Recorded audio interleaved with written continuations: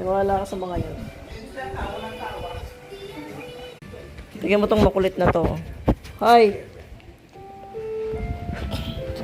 Kulit mo talaga, Toyo. Sinusumpong ka na naman. O, yan, sige. Pasok mo na lang yung dalawa.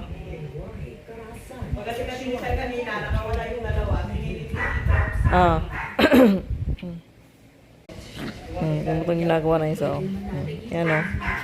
Yung kakulitan niya no. Saan ka naman ba pumunta? Nakita mo magandang bulaklak na to. Australia. Yan o.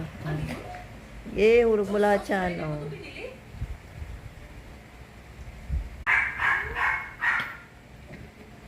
Sa flower market mo nang binili. Parang nakalimutan mo yata kung sino ko at ang kaya ko.